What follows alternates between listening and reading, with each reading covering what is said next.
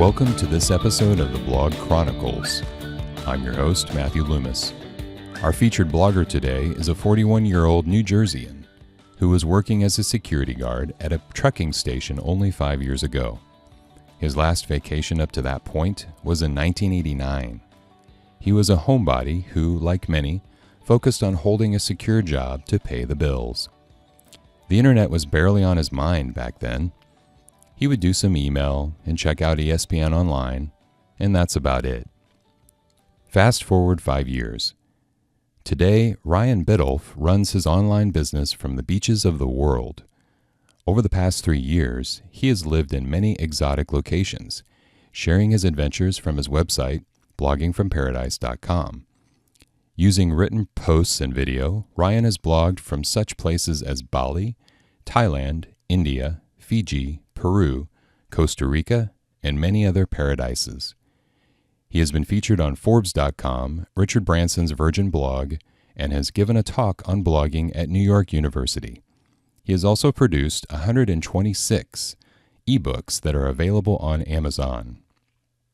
So how did Ryan go from New Jersey security guard to influential travel blogger, reaching a life many dream of?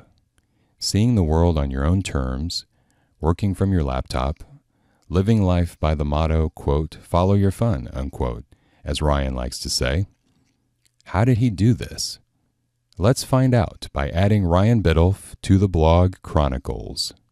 Oh, and before we begin, I want you to know that the audio quality is good, but it's not the best. You see, Ryan was calling me from Cyprus, and he had just landed there for the first time a few days before we were scheduled to talk.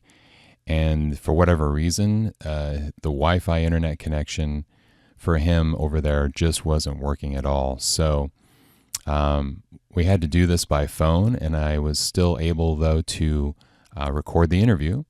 Just wanted to let you know, you will notice a bit of a difference in the audio quality on his end, but I think you'll still be able to enjoy this fascinating interview with Ryan Biddulph. So, hi Ryan, welcome to the show.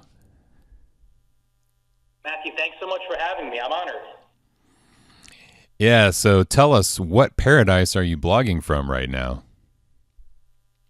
I am blogging from a little island in the Mediterranean called Cyprus. It's part of the EU, and we're about an hour west of Syria and about an hour east of Greece. So it's pretty exotic area right now. I had no idea they were a part of the EU. That's interesting. Yes, it is. It's a little bit of everything here. You have the Greek side of southern Cyprus. The Turkish folks occupy northern Cyprus. We're getting a history lesson as we make our way around the island, eating good Greek yogurt and then also good Turk food as well. That sounds wonderful. When I was in college, I used to drink Turkish coffee at this little ethnic restaurant. It was so good. So they're known for that. Really powerful stuff. Yeah, right. It was just like a little tiny espresso shot, and it was really awesome, powerful stuff. Let me tell you. What's that? I said, oh no, definitely, yeah. That had some kick to it. A little different than the stuff you'd grab at Starbucks. Yeah, totally. I'm sure it's much better. Well, anyway, oh, yeah. No knock at Starbucks here. Exactly. So Ryan, just think about this. I think it was like 5 years ago, correct me if I'm wrong, you were working as a security guard, and after you were laid off, what was it back then that attracted you to blogging? Well, I think it's one of those things where I was putting in so many hours, like doing double shifts. Sometimes I'd work from 6 to 12, 18-hour days and 6-7 days a week at the shipping terminal as a security guard. It just seemed so attractive to have this type of lifestyle where you could work and, put in your time, put your energy into it, but where you'd be able to live a life of freedom where it wasn't so much trading time for dollars, saying, okay, I'm going to stay here this long and you're going to pay me this amount of money. I really saw the leveraging aspect of it, Matt, where it was like so exciting. I don't have to work an 18-hour day to make a living or to make ends meet or, obviously do what I'm doing now. So it was such a different type of mindset I had to move into, going from like employee to entrepreneur. But after I got the pink slip when we were big downsizing at the shipping terminal, my then girlfriend, now wife Kelly, told me about the online bit, and the only thing I knew how to do online was check my email in ESPN.com, and that's the truth. I had no idea what a blog was, internet marketing, but when I did a little more research, it just seemed so tremendously attractive to me that, you know, I could set up a freeing lifestyle, and that's always been one of my big drivers. So I would say the freedom of it, just working online, connecting with folks, creating value, and having, a situation where I could engineer a lifestyle, a freeing lifestyle, to where I could travel and, you know, make as much as I want to make through this thing called a blog. Yeah, I think your wife Kelly is also a blogger. Is that right? Yes, she is. Yes. Cool. We'll get to that in a moment. Now, you didn't start out as a travel blogger, from what I understand. Can you tell us what niche you did start out with and why you left that niche to focus on travel blogging full time? Well, I started out in the popular make money online niche, and it just seemed like the easiest thing to do. Not so much to make money online with it, which I proved for a number of years. It certainly wasn't easy. I shot that theory to bits, but at least for me, with how I built my campaign. But it was just something that seemed like a natural thing. I hadn't gotten into travel yet, so I'm like, if I could just get on and make a few bucks, and that was really one of my biggest mistakes, Matt. It was that I was so focused on trying to make money with my blog and building it around that niche. And of course, you could have success with it. But my driver, there was a little bit of it that was freedom. Like, I really held that intent. I just want to be free. I just want to be free. And most of my intent was really trying to make money. And like I talk about all the time on my blog and in my gazillion ebooks and videos, and it's the idea is, if you focus heavily on some outcome when you get into the blogging game, like making money, as that outcome oscillates, it goes up, it goes down, you might not make money this time, this month, next month, a couple more dollars, your creative energies and your connecting energies are just going to be obliterated. You're just going to do such a poor job because you're going to dictate how you're feeling based on some type of outcome. Really, I ditched the old blog because my hoster said we're going to have to delete, I think it was 2,000 posts. I was involved in a network marketing kind of opportunity that they didn't view as legit. And I was like, either I could delete the whole blog, or I could just go through and delete these 2,000 posts and, maybe move in a different direction. Mm-hmm. And people are telling me I'm nuts. They're like, you got to keep the blog up and do whatever you can. But I just had that strong underpinning feeling, Matt, that I had to get rid of this thing. It was like something that I'd outgrown a while before, and I'd already been traveling for a number of years. Mm-hmm. So long and the short of it, middle of 2:30 in the morning, I had jet lag. I was in the middle of Sabu, Fiji, middle South Pacific. I trashed my old blog. I just said, forget about it. Do a redirect. In the course of a half hour, I sat there. I did a little meditating. I got the idea of blogging from paradise. I'm like, why don't I just teach folks to live how I'm living, how to retire to a life of island hopping through smart blogging? Because I've lived in Phuket and Bali and Fiji and Costa Rica and all these awesome places. So it's just I couldn't get any more authentic. This is literally what I've done. Even though with my old blog, the income went up and down, I'd still retired to the tropics. And I had to talk about stuff like house sitting and all this stuff, away from blogging. That's part of the lifestyle, what I do. So really it was getting the rug yanked out from underneath me, but it was the greatest blessing ever. And I deleted 3,400 blog posts, my old blog, my old brand, to let behind that lower energy driver, just trying to get money and trying to build a blog around that, to doing something more authentic, where I could just be like, hey, this is what I do. This is me. And even I talk about the financial stuff now, how to make money and this and that. There's so much more of an emphasis on doing the inner work and then following the practical tips to retire to a life of island hopping through smart blogging. So that's where we're at now. How did it feel? Oh, there's an echo there. How did it feel when you deleted 34,000 or 3,400, blog posts? It felt like 34,000. It was so scary at first, even though, I think intuitively we all know when we're supposed to let go, but most of my energy in that moment, it was horrifying, because it's this is 5 years worth of work. And even though it wasn't the clearest work, it was 5 years of my life. It was many 12, 14, 18-hour days. It was an old income stream, an old brand, an old, cash flow stream. It was just such a release. And then you're like, oh my goodness, I'm starting all over. But then in the next moment, I realized, no, I'm not. My ego was like, you're starting all over, Ryan. And then my higher self was like, hey, Ryan, wake up, buddy. You have the experience now. So you could start fresh. You could start clearly. And you could start from a space of like a higher energy intent. So everything was so much easier for me when I created Blogging from Paradise. I got like 120 interviews the first year I created the blog, the first year after I created it. And I popped up on places like Forbes.com. I was featured on Richard Branson, the Virgin blog. I spoke at NYU about Blogging from Paradise, my ebooks. So it was like all that happened within a year or two so quickly, relatively. Yeah. Whereas on my old blog, I struggled because I had the right intent. So really, it was scary at first, but then I knew, okay, this is what I'm meant to do. So it was refreshing after the fear. Okay. Yeah, I mean, now you're obviously in your element, which is travel blogging. Can you tell? Are you hearing an echo? Actually, I hear you loud and clear. It cut in and out a little bit there, but I don't hear an echo at all on this end. Do you still hear one?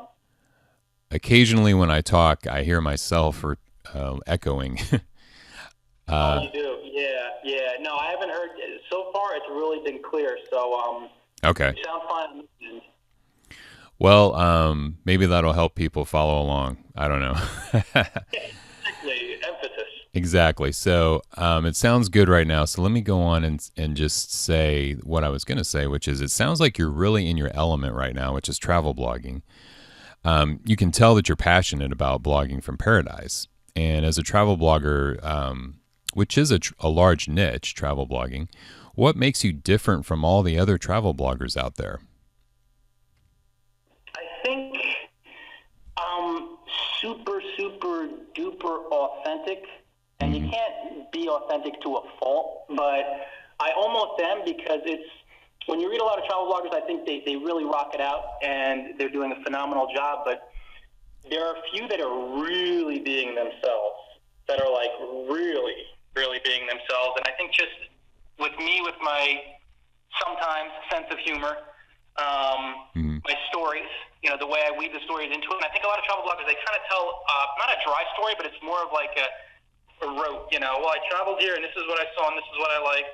And like, I'll talk about, the situation, how I was chased down by 2 Thai ladyboy prostitutes, and I'll work that into my blog and the travels and the Bangkok experience.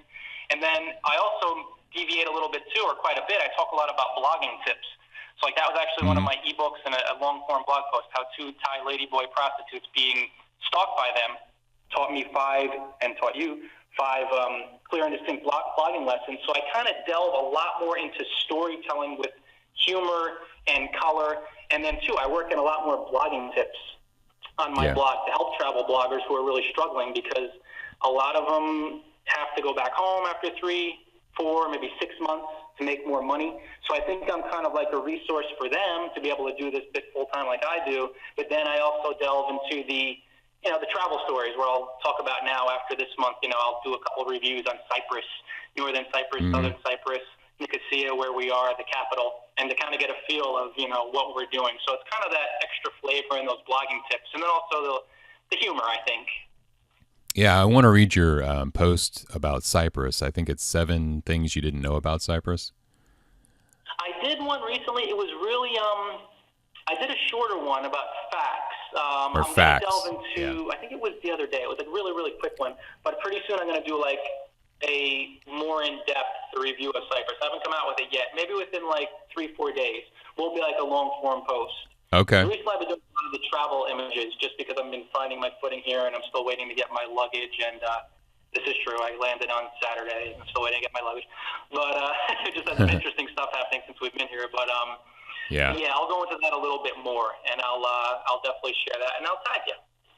Oh, awesome. Thank you. Yeah, I like that kind of stuff. And speaking of, you have had some interesting things happen there. You just arrived there a few days ago, right? Correct. Yeah, we arrived here. Well, today is it's Wednesday night in Cyprus, and we got here Saturday. Well, basically Sunday morning. So about 3 days ago. And I saw on Facebook you said that you had passed through a Istanbul airport right before the terrorist attack. Yeah, 3 days before. It was actually the other airport because they have two airports, and we were at the smaller one. But yeah, we passed through one of the airports in Istanbul, two major ones, not 3 days before the huge terror attacks from yesterday. And even now, we're only about 45 miles south of Turkey and not too far even from Istanbul. So yeah, we're still in that region. So yeah, that was very, very sobering to think the day up we ran into delayed flights everywhere. And a number of other situations, losing my luggage, still haven't gotten it yet. I'm supposed to, we'll see. But and then yeah, that happened yesterday. So it was like, wow, it was very, very sobering. I felt very, very grateful that my issue was simply which didn't bother me that much anyway, but some lost luggage and some delayed flights, and then you see what happens there. It's pretty crazy, pretty crazy. Yeah. Now, as somebody that travels around the world in today's atmosphere, do you feel pretty safe, or what would you say to somebody that's wanting to do a lot of traveling, but they're kind of afraid? Really, Matt, the chances of anything happening to any one person are so remote. I mean, anybody listening to this, and I'm a positive guy, I'm no doom and gloom guy, but we're probably far more likely to be struck by lightning, get into a car accident. It's really so rare. I mean, I've flown now almost 100 times in 5 years, and this is the first time anything remotely close to this, anything like this has happened, where it's like 3 days, different airport, and there was a terrorist bombing. I mean, I've come close to a couple of those situations, and like say small earthquakes. I mean, nothing, catastrophic by any means. But I would say to anybody, just look at the percentages of it. Even though it might be scary, and you might think, oh my goodness, I don't want to get out there with terrorism and different safety issues in certain spots. Obviously, you're going to do some research to stay in some safer areas of these countries and towns, and you're going to do some homework. But I've been on the road. I've met thousands and thousands of people, tourists, expats, tons of locals in these different countries, and so rare for something really dangerous to actually happen. So go for the trip, go for the travels. Obviously, you're going to do some homework, do some research before, but it's the joy and the elation of being able to, like tonight, I'm sitting right by the Turkish, an hour and a half ago, the Turkish, quote-unquote, northern Cyprus, Greek, quote-unquote, southern Cyprus, border crossing in this beautiful little town, Nicosia, enjoying a Greek pork burger with Greek music in the background, and then on the other side you have the Turkish people. It's just such a friggin' fascinating experience for a former security guard from New Jersey. It's like I've never dreamed this would happen. I've never taken a vacation in 25 years, literally. We didn't, go places as kids much, and I'm like, if I could experience this just by diving in, it's so worth it. Those brittle fears you might have, or even strong fears, to go for it, because the enrichment, the people you meet, the cultures you'll expose yourself to, and just you'll grow like a freaking weed. And I just think most people would be so much happier by seeing how the world works and just, a different perspective. It's really fascinating. So I'd say still dive in, just do your homework, and, you could always check out bloggingparadise.com and see, I could put a pretty humorous bend on a lot of these situations. Maybe not, obviously the more tragic ones, but the ones that are a little more wacky, like with the Thai lady boys who chased me down and tried to pull me in. And that's another story. Yeah, you are so good with telling the stories, and we can vicariously live through you and experience a lot of things, that we wouldn't have experienced. Definitely. No, that's one of the things I enjoy doing, Matt, because like I said, my last vacation was 1989 before I left for Bali in 2011. My first time on a flight was, I was 30, at the beginning of this trip, I guess 36. And my first flight was 23 hours from JFK, New York to Denpasar. Like, I dove in. I was living vicariously through other folks. I wasn't even that interested in traveling. My wife was the one who got me into it. So I like to do that for folks who maybe find it fascinating, but they don't really want to particularly get on the road, or, they're happy where they're at. And, I like doing that. I like blogging for people who want to live the lifestyle, and for the folks who are like, let's let Ryan be the guinea pig. He could be, stalked by the attacked by the two wild men in Kathmandu, Nepal. He could do that, and others would read about it, where I'm at. And that's fine by me. I lived a very boring life beforehand, so now I could really dive into it and kind of, add a little levity to these situations. Yeah, good stuff. Good stuff. So I want to segue into blog monetization. And many Build Your Own Blog followers are interested in blog monetization. So I was wondering if you could share with us how your blog is monetized and why that works for you. Sure. I have a number of different channels. I've focused heavily on passive channels now that I'm on the road so much.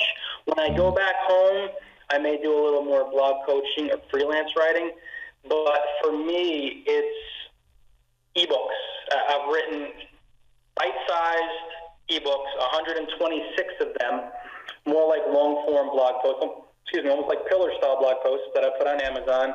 And I think they work, Matt, because it's my brand. Like, I put Blogging from Paradise, my brand logo, on every cover. Every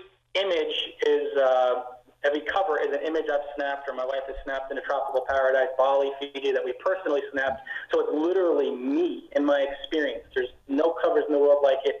I'm not going to win any awards for flashiness, but folks are like, that's you. And that's what caught my eye, and it's just, I think it's so much a part of my brand, and I have so much fun writing. And I think with any income stream, I know I accept sponsor posts, I do affiliate marketing. It's something where if you're really having fun doing it, the clearer you'll get on it. And the clearer you get on it, the more you'll be able to earn a living through it. So I would say it works for me, the ebooks, and I have a blogging course as well, but especially focusing on the ebooks and also audiobooks. I just had so much fun writing them. I have so much fun promoting them. And when you follow your fun, the fun itself is the reward. Like, you're not writing it thinking, I want to make this much money with it. Like, a lot of folks, they try to monetize thinking about, I want to make the money. That pulls away from the creative energies and all the storytelling and all the authenticity. It just gets sapped out of you, almost like popping a balloon and, it goes down right away.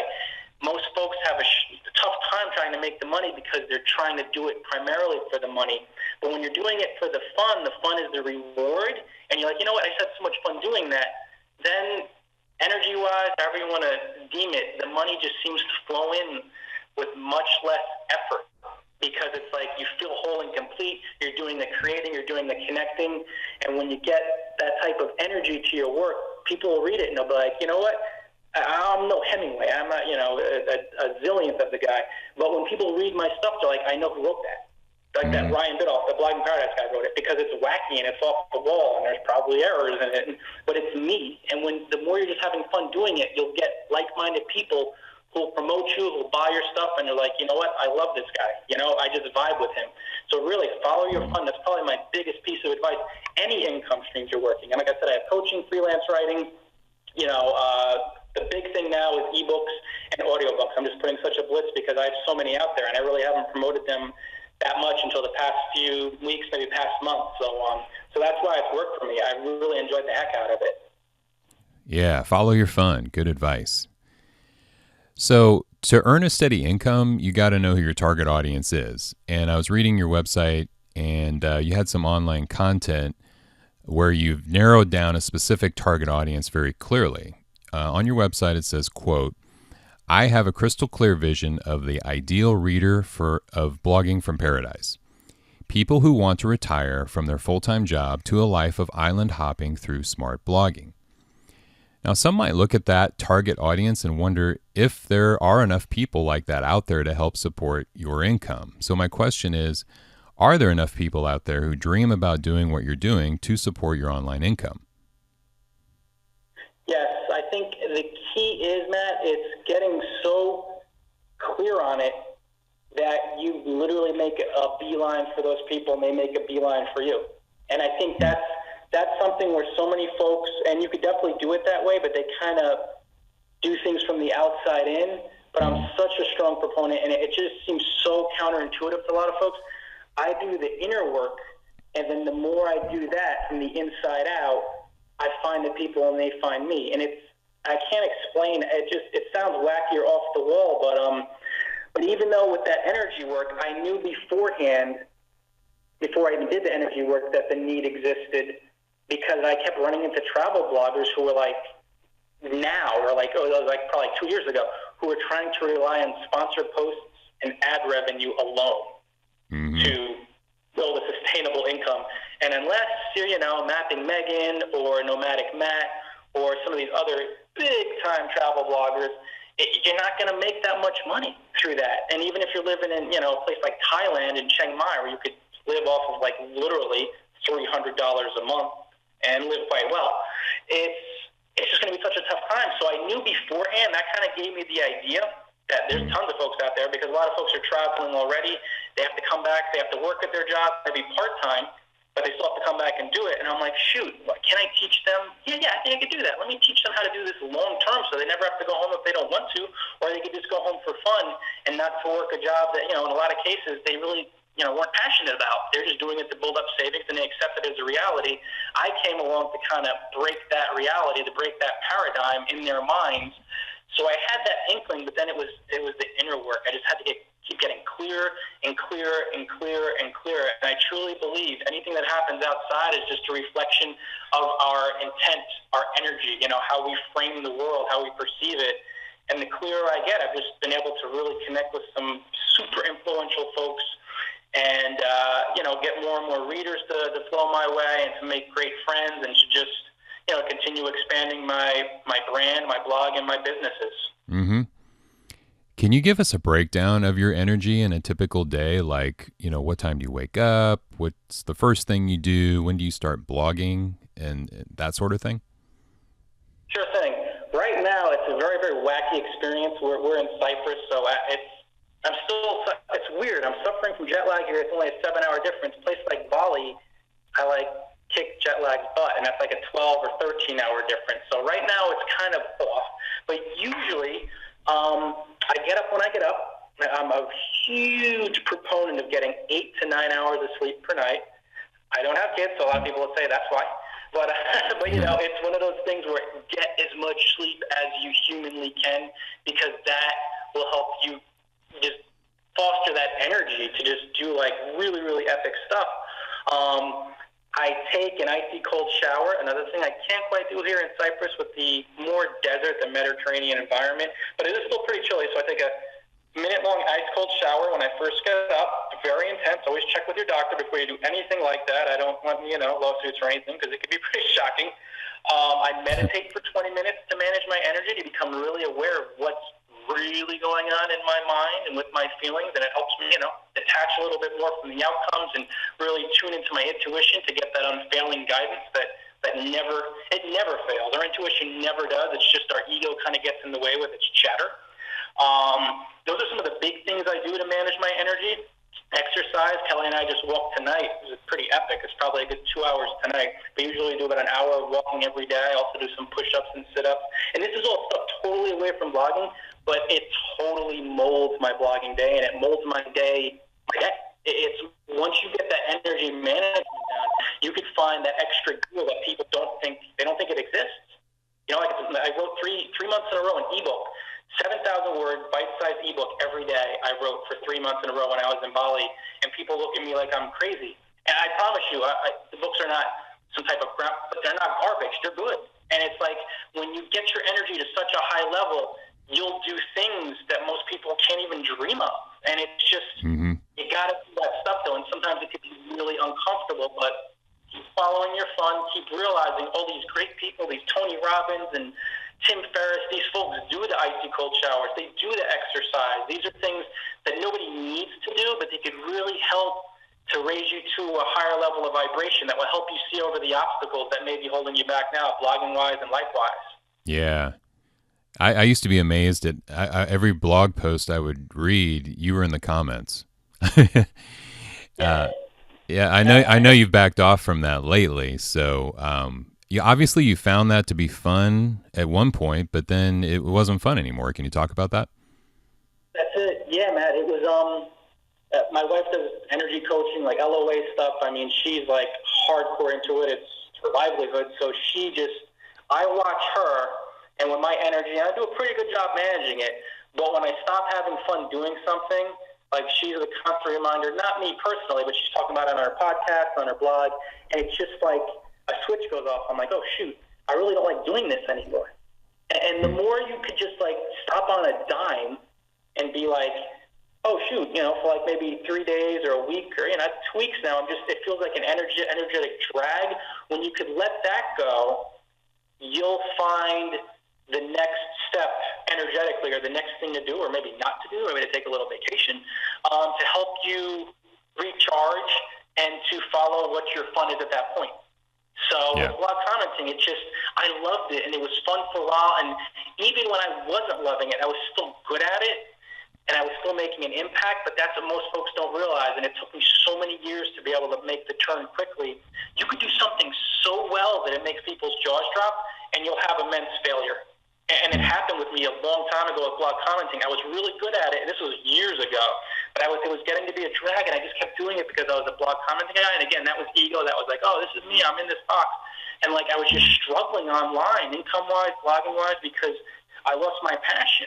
But then I let it go, and that was a long time ago. Then I did it for a while again, and, it was a month or so ago, and I'm like, I'm not having fun doing this. I'd rather do more frequent posts. I'd rather do a ton more videos. It just feels like it's the time for that. That's what's going to be most fun to me. And that's what I went with, a lot more pictures, short-form posts. I was like, I'm trying to prove, even with my longer-form posts, I had so much fun with them, but after a while, that felt like a drag, and I'm like, I'm trying to prove that I could write. I'm like, I already have 6,000 to 15,000 word ebooks. I know I can write. I had fun. That was a fun stretch too, but then, that's done. So you kind of see intuitively, the more you're doing something and you're honest with yourself, and that's where the meditation, Matt, helps so much.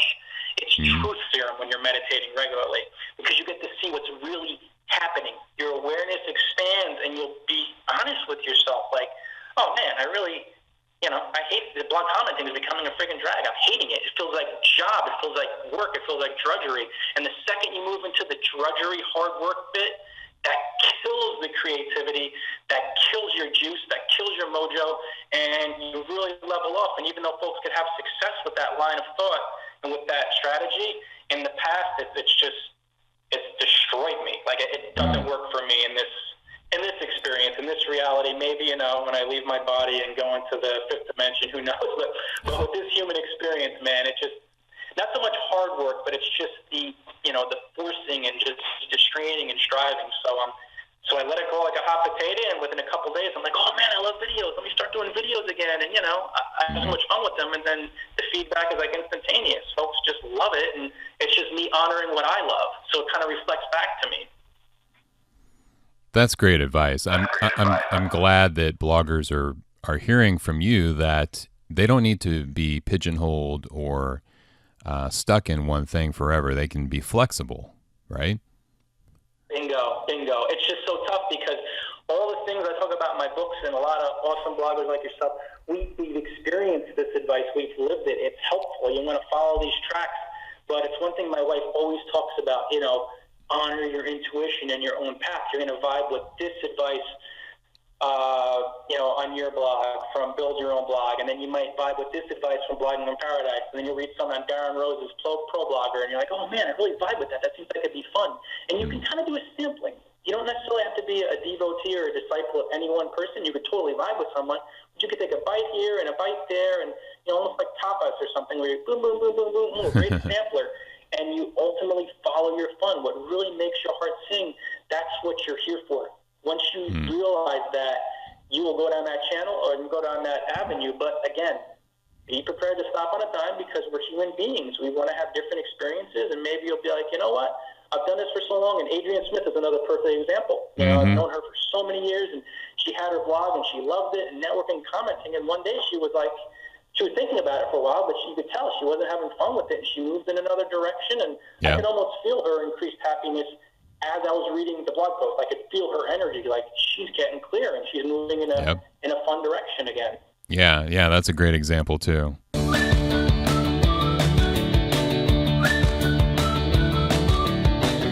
Trying to get in the spirit, I'm drinking coconut water. I don't know if that counts. Well, I remember that from the last comment. There you go.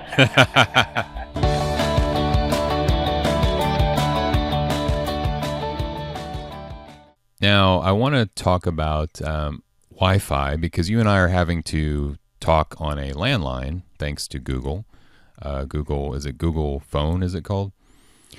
Google Home. Y- Good plug, yep. Yeah, yeah. So we're talking by landline because of Wi-Fi. The Wi-Fi connection right now in Cyprus is not so good, but there's other times where it's really awesome. I was just curious, like, how difficult is it to find good Wi-Fi around the world, and is that something that you, as a travel blogger, research ahead of time, or how does that work? We definitely do a lot of research on that. Me and my wife especially, she checks with the person. We've been doing a lot of house sits recently. So basically, we watch people's homes. Like right now in Cyprus, there's a house sit for this month. We're watching somebody's two precious little cats, beautiful, really almost like luxury apartment. It's very, very nice in Nicosia. And that's it. We get to live here rent free, but we always check, and she does more of the house sitting research and homework with the homeowners. How's the Wi-Fi? We both work online. We don't always need it to be super fast, but we got to be able to upload our posts. And she does the podcast enough juice to where you could do your calls and all that stuff. Or for her at least. So yes, we both do a fair amount of research on that. If we're going to an apartment or a home we're renting for the month, we do that as well. We check with the homeowner, just being clear that it definitely has to work. What we like doing a lot of times too is being able to have a Skype conversation with the person. Yeah. That was one of the self-care, because usually it's really good. We know if we could do a Skype, because that can be really heavy, then it should be good enough for our needs. But yeah, that's something we do a lot of research on. It's improving in a lot of areas of the world. Here in Cyprus, usually really, really solid. Bali, it's getting a lot better. Thailand, very, very good. Of course, once you go up the beaten path and move into some of these remote outposts, like we were just in earlier this year in Buena Vista, Costa Rica, in really remote jungle. Of course, there was nothing. There was an outhouse and no electricity, so there was no internet. But even in Bree, we didn't expect it. It was actually solid, but we don't expect it in some of these areas that are really more remote to be great. And that's one of the trade-offs. That's going off the grid and doing whatever we can at the time, business-wise, and saying, hey, we're going to release some business for a while. But yeah, big-time research beforehand on the countries, more so on the location, though. Where we're looking to rent, if we're doing the house sit bit, really stressing that it doesn't have to be phenomenal for either one of us because it's not heavy service-based, but it has to be good enough where we could be on and we could, intermittently maybe do a call or two, do a Skype, or in this case, no more Skype with the Chromebook, do a Google call or whatever. So tonight's definitely an anomaly. It's been really, really good, but it's holding up enough that we could have this conversation. I guess 9 time zones away or whatever, and it's still pretty solid. So. Right, it is. That's kind of a good testament to Wi-Fi in general around the world. It doesn't sound like you've experienced any major long-term outages or anything like that. No. There was one place we got one stinker, and I think the woman just wasn't clear with us. We rented from a lady in it's not a deep jungle, but a jungly area of Bali, north of Ubud. And that was the only stinker we got, where we were working off a little stick or a phone, you plug it in. And it just was bad. It was horrible. Some days an hour, and we were both really struggling at the time online-wise. So that was really kind of a stressful point. But in the same respect, it helped us get clearer and clearer on our direction. No matter what happens, I really, not even so much frame it as positive, but I realized I'm just clearing out more of my fears and my stresses and stuff. So even then it was a positive. But that was the only stinker. Some days 1 hour a day. That was the only time we can only get online for an hour. Other days, even 15, 20 minutes. So that was kind of a wild time. But this was years ago, and our businesses hadn't really expanded much anyway. So I guess that was kind of a time to kind of find that clarity and, better than now in a way. So, but other than that, everything else has been really, really solid. That's great. I like how you're saying we and our, Kelly is obviously a blogger as well, and I always enjoy talking to couples that are blogging together. Does it help to have a spouse that understands what it takes to succeed as a blogger? Oh my goodness, Matt. You know how it is too, just with the blogging bit and the online bit, and when we live in a very interesting world, in our own world in a lot of ways, because it's really just it's more accepted where we come from, quote unquote, the States. I'm from New Jersey, so, U.S. But you see in so many other parts of the world where it's just starting to be accepted. India, like South Africa, we ran into a couple where there it's still seen as like a joke and, get a real job. And I mean, some people say that in the States too, but, having someone, being with someone, being married to someone who's around me all the time that totally understands where I'm coming from, it's night and day. It's a night-day difference because she goes through a lot of the same stuff and a lot of the same experiences with her blog and with her brand and trying to do it on the road, which even though the internet's really solid, sometimes it could be, a little bit stressful when it's not quite as great, and she wants to do one of her seminars and, a podcast, and it's really held up so far. But yeah, no, it totally does, and just the mindset stuff. That's such a big part of it, and I think a lot of maybe spouses wouldn't understand if, like, their, husband or wife is a blogger. They can't really get it. I mean, we all run into stuff in different areas of our lives, but when you have experienced this stuff cyber-wise, that your spouse has experienced or your partner, boyfriend or girlfriend, it's just you're able to connect and you're able to feel what that person has been through so you could guide them through it and you could walk them off the ledge. And she's definitely helped me, I think for like 5 seconds once I wanted to quit. No, many times I wanted to quit over the years. And, she's really, really helped me, through those moments where she's walked me off the ledge because she's been there and she's experienced it. So, yeah, if you do have someone in your corner who's actually experienced this and is a blogger and, understands these things, comments and content and, getting online in some of these areas, it's just, it helps like so much. And she is such a blessing to me because she's pulled me through some really, really tough times. That's fantastic. So what advice do you have for the blogger whose spouse doesn't understand what it takes and maybe isn't very supportive? I'm sorry, Matt, you cut in and out a little bit there. You cut in and out? Okay, I was hearing an echo. Let me do this again. So what advice do you have for the blogger whose spouse doesn't understand what it takes and maybe isn't very supportive? I would say just get clearer and clearer on why you're doing the blogging bit. Because when your prime intent, I wouldn't even say a motivator, because you don't want anything like outside of you as much. When your prime intent is just to be free and to have fun, and even though it doesn't sound tangible, when you focus on those emotions, that energy will help carry you through any of the resistance you're going to get from your spouse if they're really not on board. And they're just, maybe they're on board, but they just don't understand. They think, you got to, they will respond to your energy even if they don't agree or if they're thinking, you're making a mistake or you're going down a dangerous path or, it's just too risky, risky. And when you get your energy so high and you do your inner work and you're just like, I'm just doing this primarily to have fun and to free myself, I just want to express myself, that will create a sort of energy momentum that will help you through any type of situation, whether it's a big fight or, just all types of issues that can come up financially, domestically. I mean, things happen, we're human beings. So I would say focus on managing your energy. And the more you do that, you will be able to filter their quote unquote stuff, their fears, their doubts, the discussions you might have, here and there, the arguments, that we all have from time to time. You'll be able to handle that so much more and weather the storm. That's what will carry you past that resistance until you reach the point where they pretty much have to be a believer. Because when you reach a certain point, maybe they won't be an out-and-out believer, but when they see you having more and more success, almost every human being on earth in that type of relationship will kind of get it and be like, oh, now I see why you're, going through all those tough times. Or, oh, now I get it.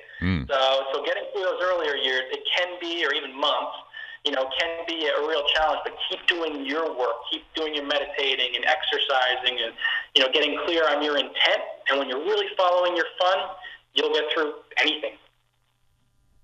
Okay. So what advice do you have for the aspiring travel blogger who's married and their spouse also wants to travel, but the spouse is not convinced that blogging can financially support them? Ooh, that's a really good one. I would say it goes back to that same intent. You really, if they think, if that's definitely the person for you, you're married, you people are definitely together. It's something where you're just going to have to say, this is my dream, and I believe that, obviously the only thing I would say to my lovely wife, and she's never been in this space. She's never said these things. But I would say it's your fear that it won't happen. And I believe that it will happen. It's your fear that it's just not a viable way. It's your doubt that we're not going to make enough money financially to be able to live this lifestyle. I would just call them on it. Just say it's your limiting belief, and I'm not going to get caught up with that. I understand, we're a couple and we work together and we're going to be living the same life, but this is my dream, and it's something where I have a framework here, and I'm doing the inner work to really, create something epic and spectacular and freeing. So, we're together.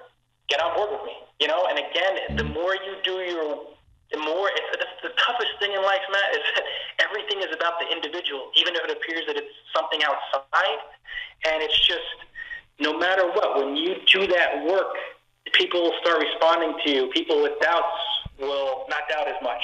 And people who are really against stuff will start being more on board, or in some cases they'll move out of your life, and that happens too. That's the reality of it. So it's just get clear and clear on your intent and your dream, and raise your energy as much as possible.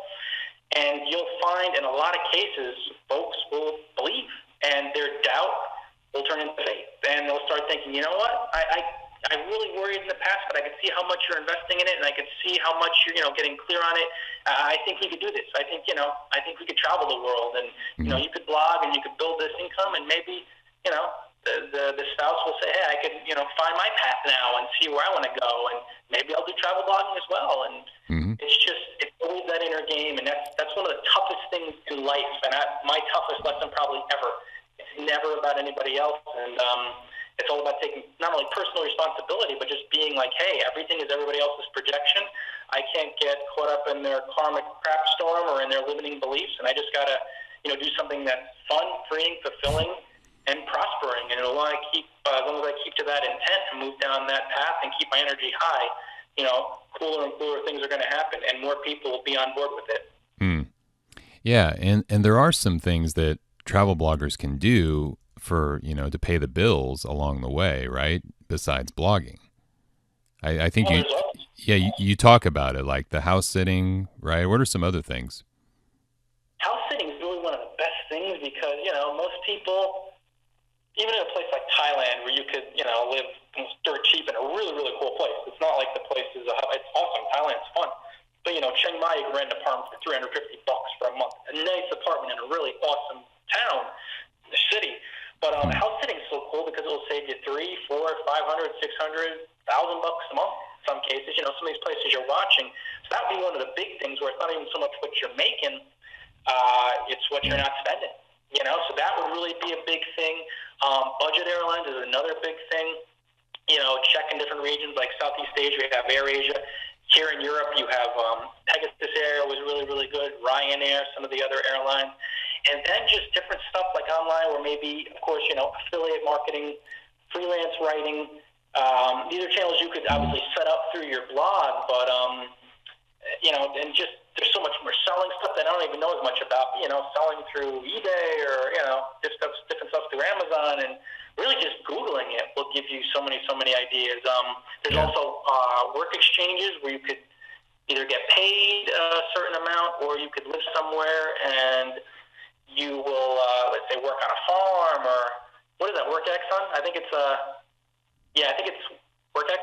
I'm just checking. I'm actually not sure. I forget the name of the website, but there's a website where you could basically live somewhere for free, but obviously you'll exchange whether it's farm work or whatever type of employment they're looking for, whatever service you could provide. So there's really, really a ton. I'm biggest on house sitting just because it's like, again, here, this is such a nice place, and maybe I'll put more pictures on my blog soon. But it's like we're living here and we just watch two cats. I mean, a lot of cases it's just watching pets. In some cases, it's not even watching pets. It's just they want live bodies in their homes, in their apartments, So that's really one of the big things for travel bloggers. Definitely take advantage of that. TrustedHouseSitters.com and HouseCares.com, two of the best sites in the world. Ryan Biddulph happened to write an ebook on Amazon, How to Land the Best House Sits on Earth Easily. There's my plug. But it's also really, really helpful because I talk about my first house sit ever was a 4-month house sit Fiji in Sabu Sabu, the town that had Tony Robbins' world famous resort, Jean-Michel Cousteau's world famous resort. 4 months there. Then we did 6 months in Bali. We've turned down SIPs in Saipan and Mexico just because it didn't vibe with us. We're turning down SIPs like that. Sit in Costa Rica, sit here in Cyprus. So I delve into, the tips to do it. And once you get that energy right and you follow a certain amount of practical tips, even people don't want to travel who are like, it seems like it's expensive.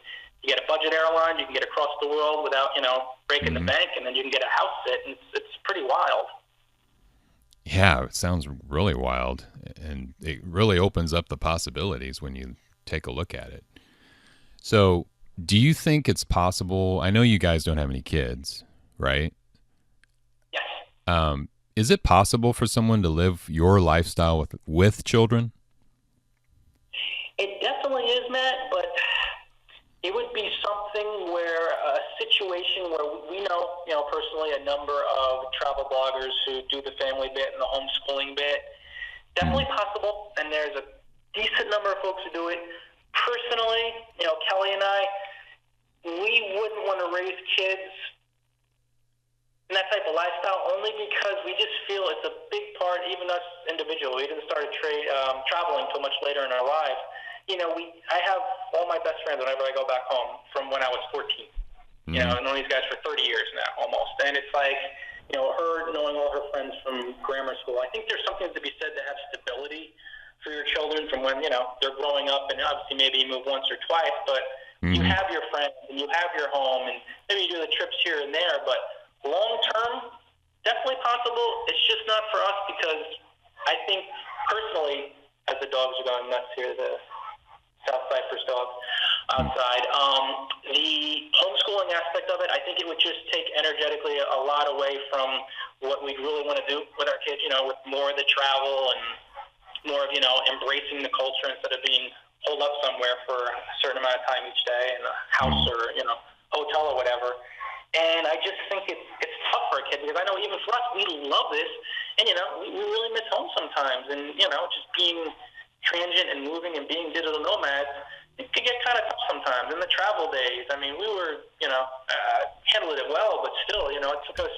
We left Friday at 4:30 from Central New Jersey, and we arrived in Cyprus at 11:30 on Saturday night, and 7-hour time difference, and that wasn't even a long one. I mean, I've been on 41-hour trips, like to Bali altogether between layovers. So it's like bringing a kid along. Oh, that's kids are kids, and I remember when I was a kid, I got in the car and we'd be going to 5 counties over in New Jersey. I'm like, Dad, are we there yet? So you have a 41-hour flight altogether to Bali, and you have the kid there, and then you're moving back and forth. It's tough on kids, so it's definitely possible. But just for us, long term, we don't plan to start a family while we're living this lifestyle. Maybe when we get settled in somewhere, if we go that route down the road. Yeah. Do you think that's something in your plans, or you don't know yet? Really, honestly, I'll be honest, Matt. I would just right now my plans after we're done with this awesome call, I'm just going to go have some Greek yogurt. That's really how I live my life, and I think that's why so many wacky things have happened. And I'm not saying I have no force, but so much of it is just being in the moment and being like, man, we just, all the pictures and do a couple more blog posts. And so, yeah, really, I don't, we were just doing research before. We don't know where we're going to be next month. We're thinking Croatia and maybe, Bosnia, and we're still trying to figure it out. So maybe down the road, but I couldn't even tell you. Right now, we're just loving traveling so much. We just spent 6 months back home. Like a longer trip back home, so we really got our taste of New Jersey and the U.S. We really enjoyed it, but I think we'll be on the road for quite a bit now, and who knows, maybe down the road, we'll see. I'll definitely post on Blogging Paradise if I'm still blogging at the time. All right, we'll see. I'm just curious, real quick. When you go in back to the U.S., do you get like physical checkups or anything like that? No, really. The places we've been.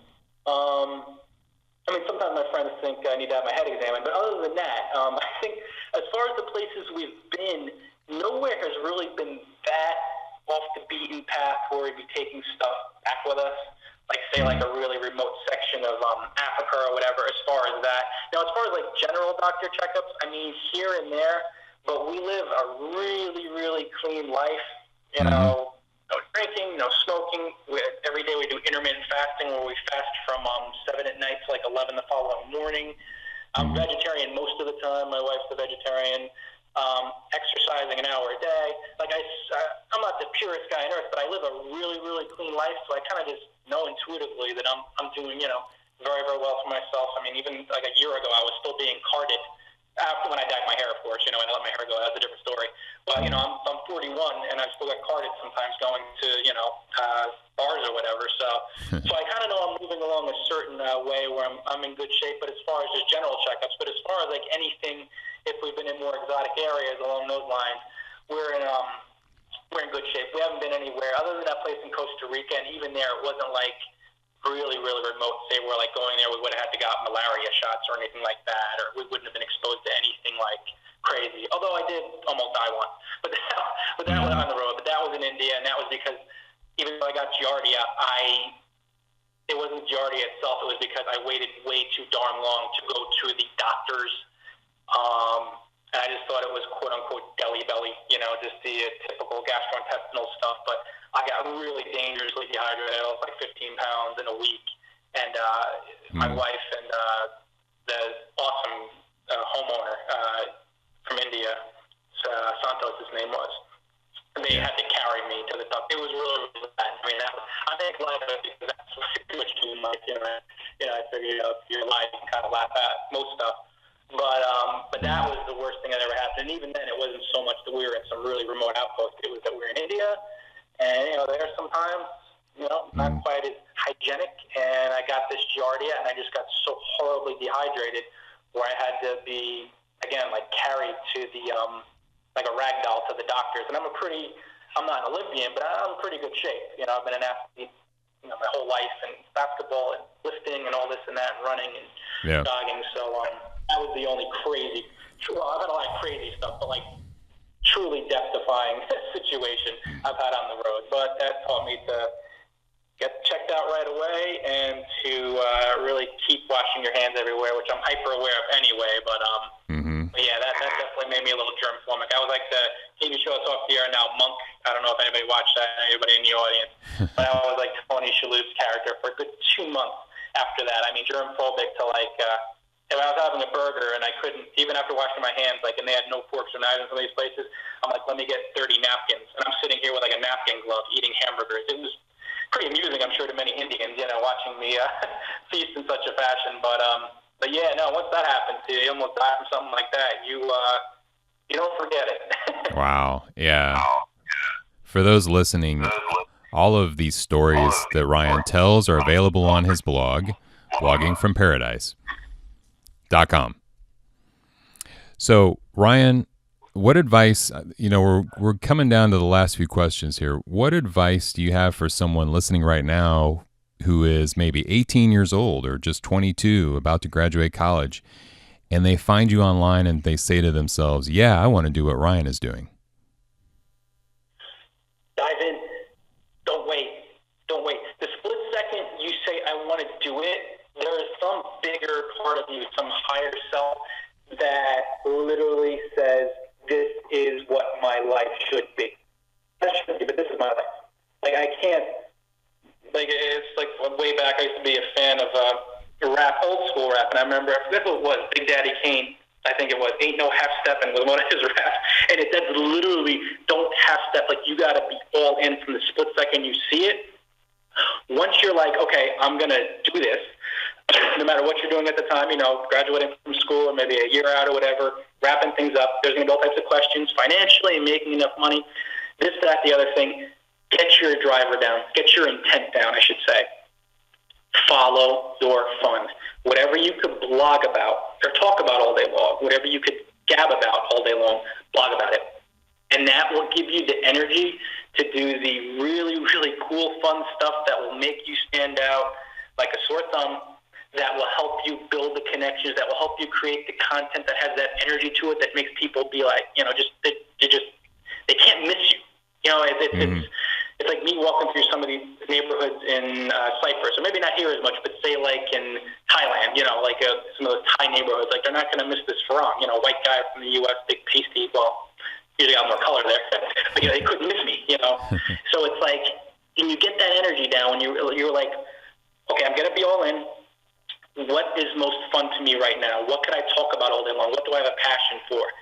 That's my niche. And that's the exact point where you start, because all the success, all the money, all the travels, all the living in paradise, the house sits, the ebooks, all of that sprouts out of your driver.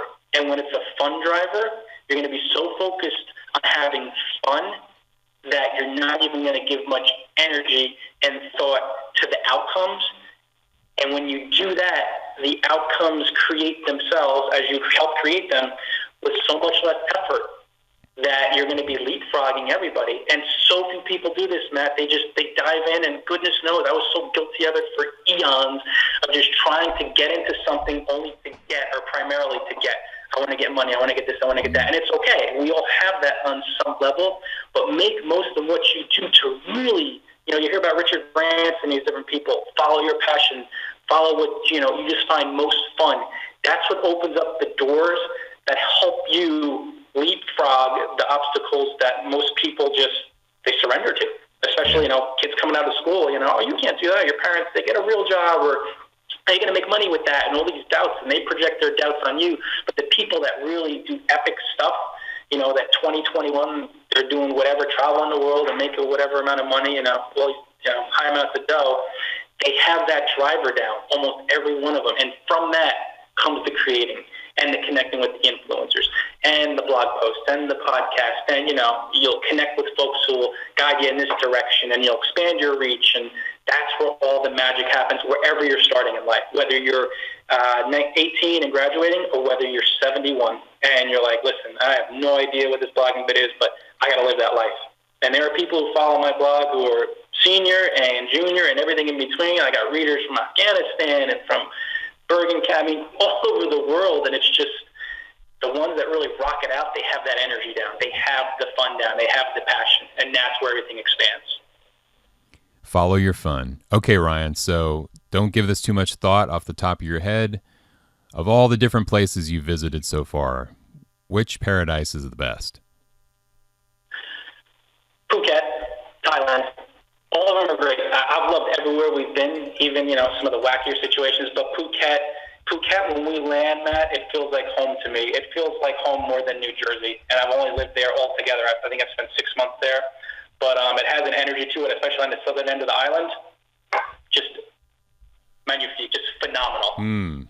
Yeah, that sounds beautiful. So Thailand, Thailand is the best. Thailand overall, Bali is right there with it. Bali, I strongly advise anybody, you got to get there at least once in your life. There's an energy there, a feel there between the culture, the scale, the people, how they work their spirituality into the culture where it's ingrained. That's another place. Everybody, at least a week, you got to get there, because it'll change you in a big way. But definitely Thailand, A1. I think the mix between, we love our creature comforts, Kelly and I, so you have a lot of that, but then you have the deeply entrenched culture. You have the monks going out for alms runs at 5 a.m, and you hear them chanting, and it's a fascinating place. And they call it the land of smiles for a good reason. People giving you the why, the bow. It's just such a neat place. But that's my favorite place in the world. Bali. So you have a lot of content about Bali too? Yeah, I have a number of ebooks on Bali. A lot of content on Bali.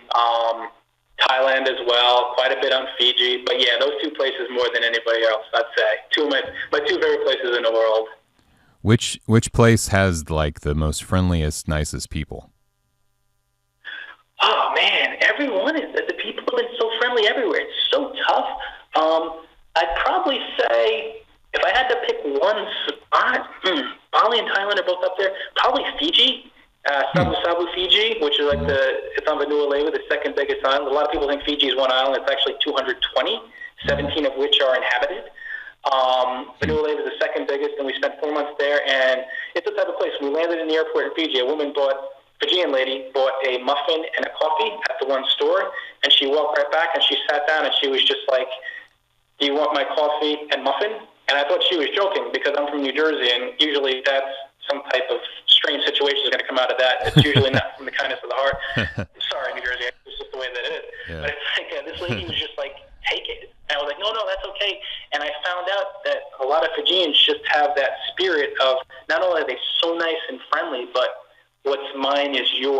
and they really take it to the level of like, I'd meet people, I'd chat with a guy for 2 minutes the one day.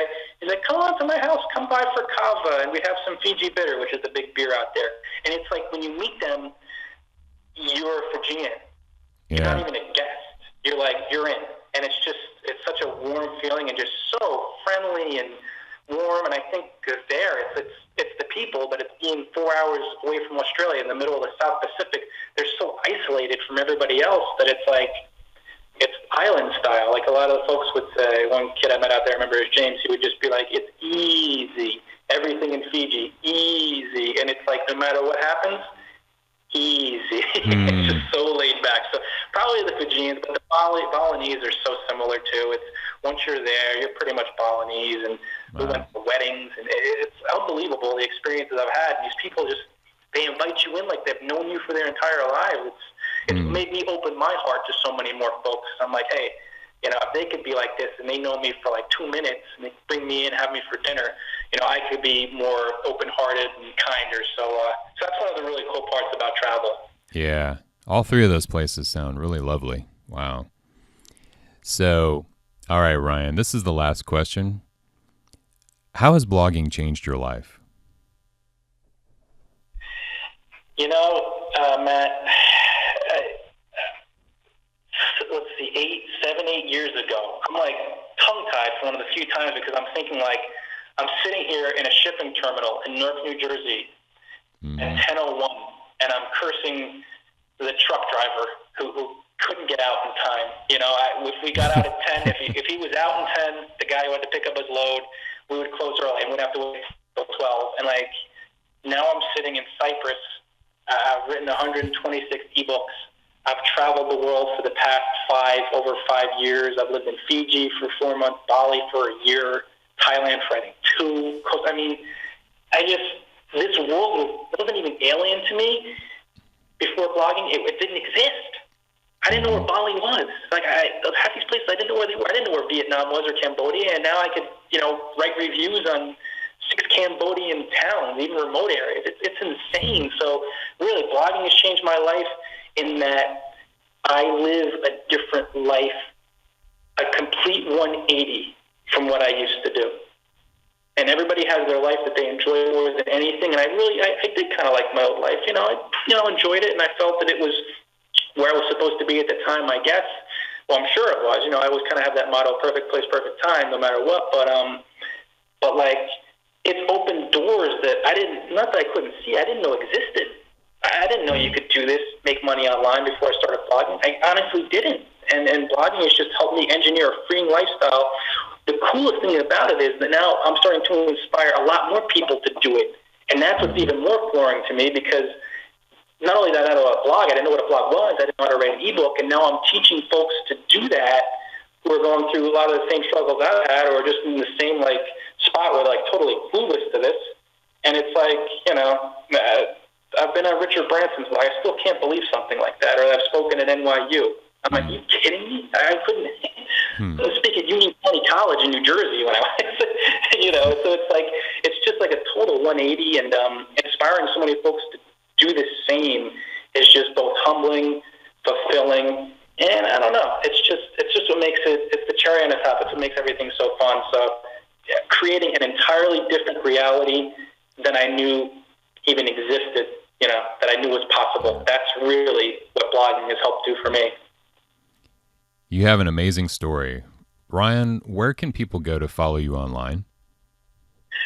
Bloggingfromparadise.com. That's homepage. I list all my ebooks by category, because that's really what I'm putting the push on now. And then you could find me as well on Amazon. Just put in either Ryan Biddulph and Amazon.com or Blogging from Paradise, and you'll get 126 bite-sized ebooks helping you retire to a life of island hopping through smart blogging. And it's just it's talking about my story. And if you're not as much into the island hopping bit, if you are, go for it. If you're not, still go for it, because I think you can get some really creative, fun ideas through my madness. Awesome. I'll have all of Ryan's links down in the show notes. So, Ryan, it's been a pleasure talking to you today on the Blog Chronicles. Thanks for joining us. Matthew, it was my honor. Thanks so much for inviting me. It's such a blast. Awesome. Take care. Bye-bye now. Thanks for tuning in to this episode of the Blog Chronicles. If you enjoy the show, please subscribe on YouTube or iTunes and leave a rating or review to help other bloggers find us. If you want to chat, look me up on Twitter at Matt Loomis. Next time, we'll be talking with online marketing expert Catherine Kota, CEO of Kota Content Marketing, on the importance of telling your story and selling your story to grow a huge blog audience. Are you sharing your story in ways that connect and motivate the right audience? Or are you not even sure what exactly content marketing means? Let's find out together on the next episode of the Blog Chronicles.